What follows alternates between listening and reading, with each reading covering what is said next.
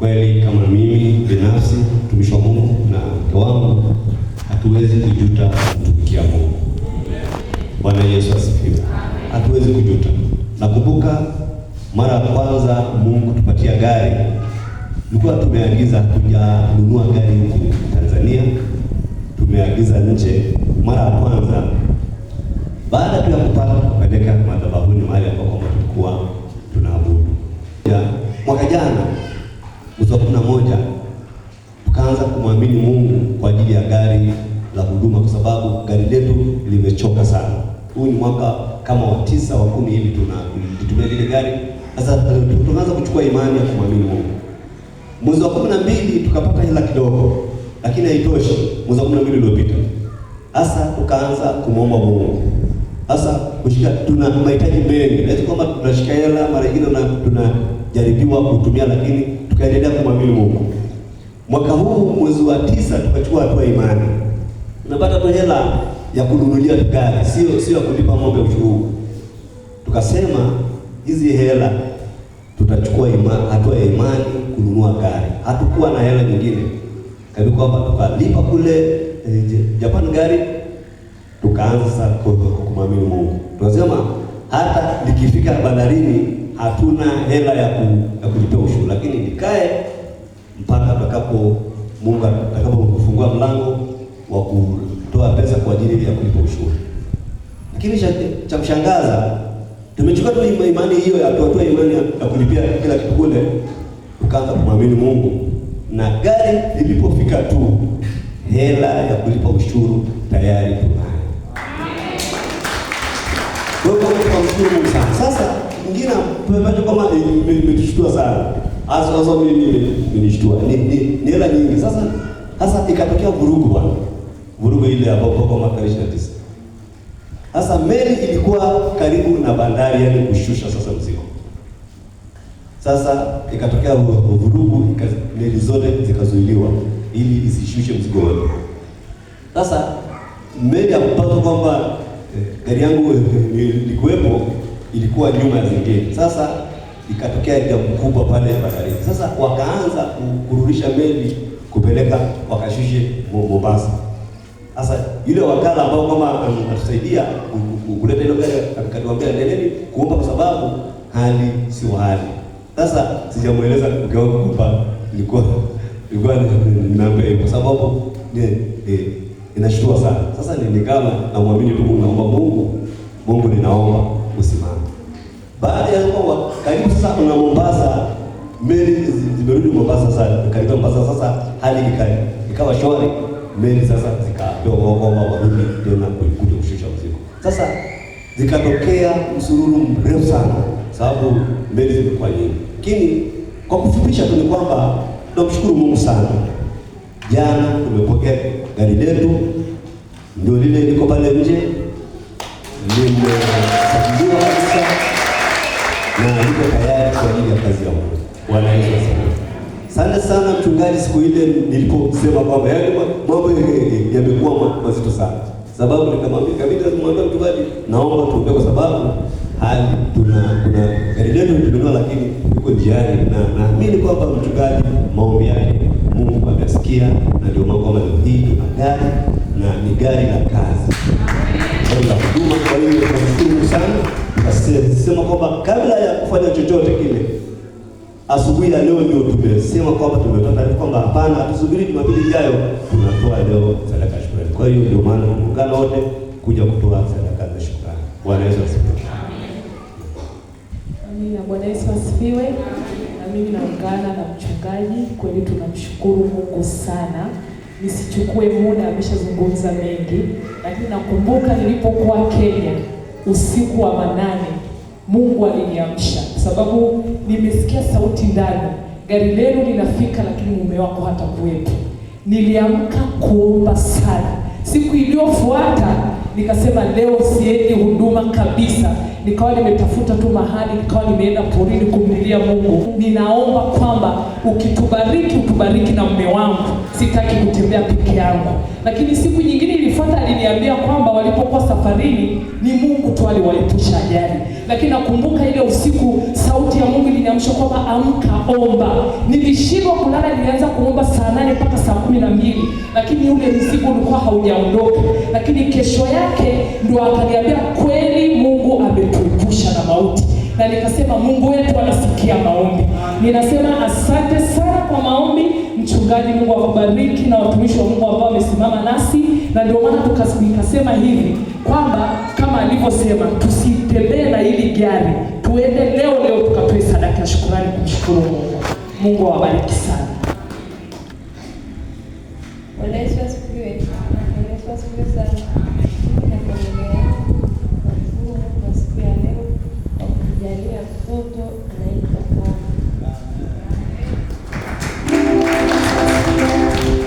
Bwana Yesu asifiwe sana.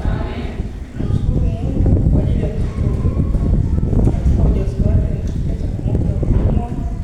Wakati mwingine nashindwa kuja kanisani, kwenda kazini. Yaani nilikuwa naomba ruhusa, naona hiyo, naona bora nichukue bodaboda niende kakalie tu pale. Lakini siku moja nilikuja hapa kanisani, nikasali, kufika nyumbani nasema nile nashindwa, kumbe ilikuwa ni uchungu. Lakini nikalala, nikafika Jumatatu yake nikaenda hospital. Kufika pale wakaniambia hakuna ugonjwa na sio uchungu. Lakini nikawaambia nitaondokaje niende nyumbani na haya maumivu. Wakaniambia basi ngoja tukupumzishe. Naenda kule wodi ya wazazi. Nikaenda, ilikuwa siku ya Jumatatu, nikakaa Jumatatu, Jumanne hiyo usiku, nesi mmoja siku alikuwa ananitania, akaniambia usipofanya mazoezi utafanywa operation. Nikasema hapana. Ikabidi usiku mimi wenzangu wamelala, natoka nje nasomba maji kutoka kwenye bomba kuingia ndani chooni kule. Choo cha ili angalau nipate uchungu kwa haraka. Lakini hapana. Ikafika Jumatano asubuhi, daktari alipopita nikamwambia daktari, naomba uniruhusu kwa sababu kujifungua sijifungui na maumivu ni makali. Akanipima akasema hapana, hatuwezi kukuruhusu, wewe utabaki kutoka hapa kwa sababu utajifungua kesho kufika saa 3 ambayo ni siku ya Alhamisi utakuwa umejifungua. Imefika muda wa saa 11 nikajua na watoto wengine wote ndio kujifungua, sijakaa masaa 3 hospital. Mbona huyu nimekaa siku 3? Kwa hiyo nikampigia mchungaji babaku, akaniombea. Alivyoniombea kwa kweli nilipata nguvu, nikajikuta badala ya kufanya mazoezi na uchungu umeisha, nikaenda kitandani nikalala. Nimelala, imefika saa 4 usiku naamshwa na uchungu, nikajifungua kwenye saa 8:23, hata ile kesho saa 3 yake ilifika. Kwa kumshukuru Mungu kwa matendo yake aliyonitendea. Kanisa, naomba mnisindikize. Sana kwa sababu amenipa watoto. Na baada ya kunipa watoto nikasema nitakula hapo hapa. Na wamenipa. Na bado mpaka sasa hivi nasema natoa shukrani, na nitatoa shukrani naenda kutoa kunyamwili au mimi nileta hapa.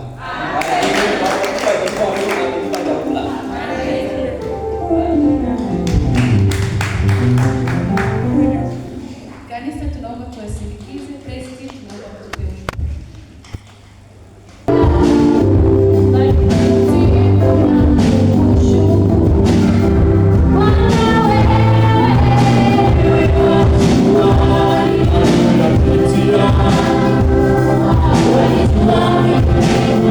When it's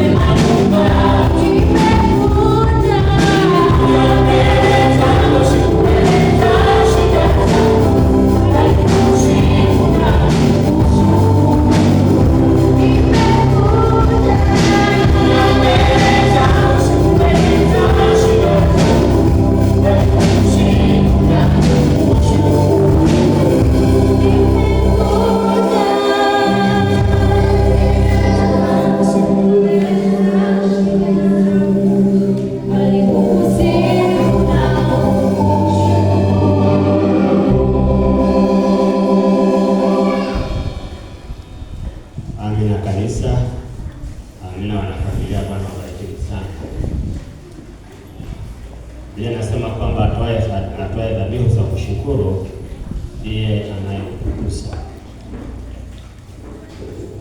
Asanteni sana sana sana kwa ajili ya kutoa sadaka yako, kwa ajili ya yale ambayo Mungu ametendea. Kubwa sana tunashukuru mimi jinsi ambavyo Mungu anatoa maelekezo na katika yale maelekezo. Asante sana mchungaji, Mungu akuamsha.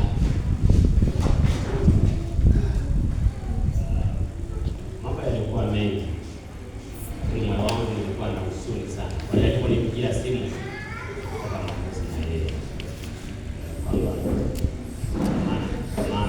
kwa maana naomba kwa ajili yenu.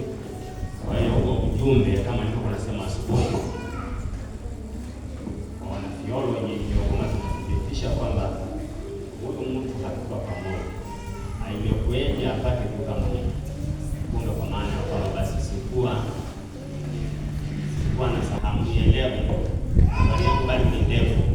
Maana yake maono nilionayo mimi, yaani sio vitu hapa kabisa. Na kusema kwamba kanisa hili la kimataifa ni kweli hivi, na si kwa maana kanisa la kimataifa, maana yake kwa maana ya kwamba kiroho kwa kuabudu Mungu, kwa maana ya kwa vitu, kwa maana ya jengo la kimataifa, kwa maana ya mafanikio. Unaona, mafanikio kama ni magari, kama ni kujenga, kama ni kuoa na kuolewa, sio vichochoroni kwenye mandelemeti. Hapana, kwamba tufanye vitu ambavyo vinamtukuza Mungu. Mimi hiyo ndio kinachonisumbua. Kwa hiyo nasema kwamba asante sana kwa Mungu kwa barikini kwa ajili ya gari.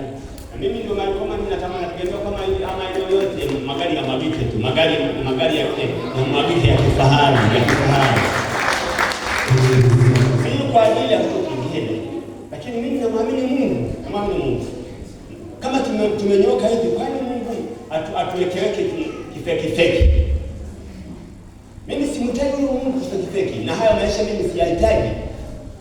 Lakini yatasababika haya maisha kifeki niwe nayo kama mtakuwa na kona katika masuala ya roho. Kwa hiyo asanteni sana, Bwana wabariki. Lakini asanteni sana mwanangu Matayo, nimekuwa mtoto wa baraka na Mungu amebariki kwa watoto. Asante sana mrembo Ana, Mungu amekuleta. Naona nanitazama sawa kama ni mtu mzoefu kwenye ile kanisa. Kuna watu yaani vitu vya ajabu sana. Asante sana. Mungu atawabariki sana. Kwa hiyo nawaombeni sana. Tujitahidi sana kwamba kuyanyosha mambo yetu. Mungu anasema Mungu atatuponya sana. Atatuponya. Jana nikaona bibi wangu kwenye WhatsApp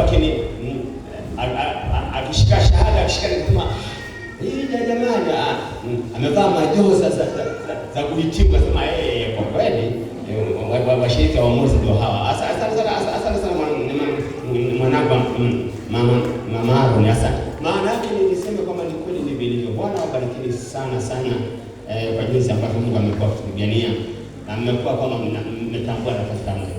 Asante sana mratibu wa elimu kwa wilaya, kwamba umesema kwamba mchungaji unaombea na Mungu akakadhihirisha.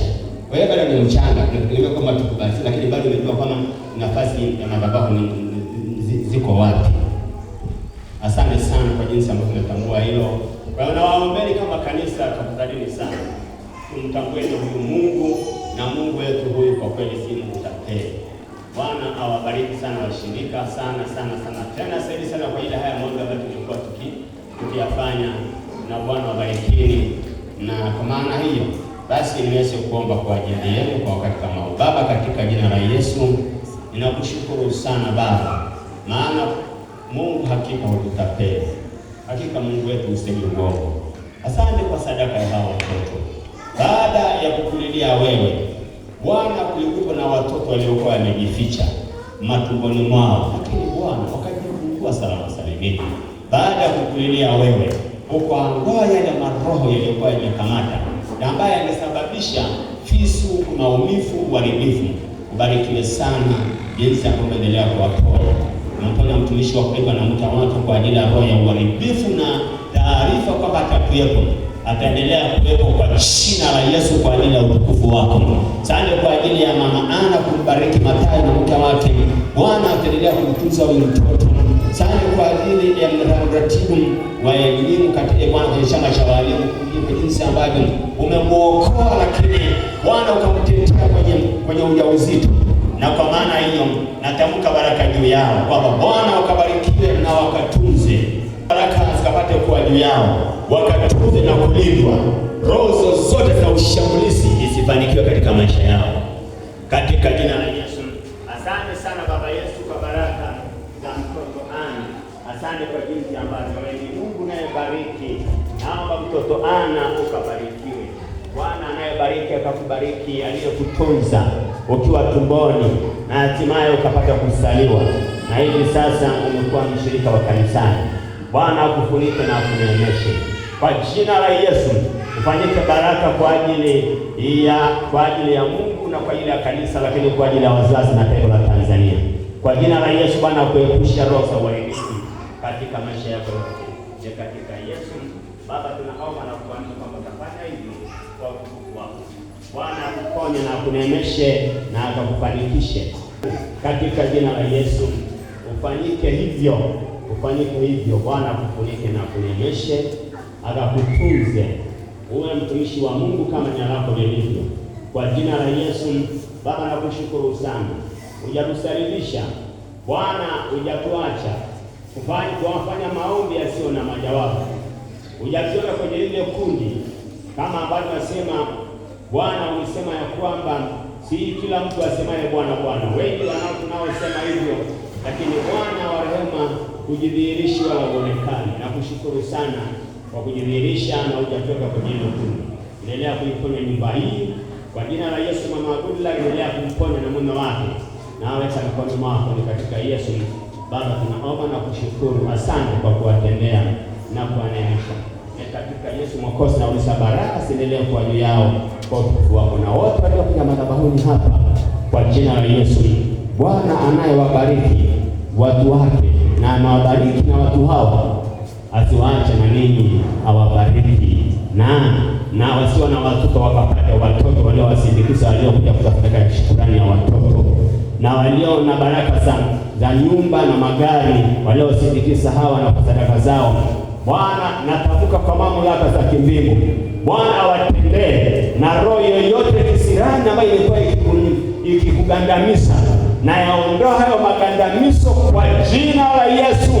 Bwana akupenyeshe katika mnyuguso ya moyo wako, katika ile upendo ulionao, ni katika Yesu. Baba, na kwa sadaka hii iendelee kunena kwa ajili ya maisha ya watu hawa, ni kwa Yesu Mwokozi Baba tunaomba na kushukuru. Amen.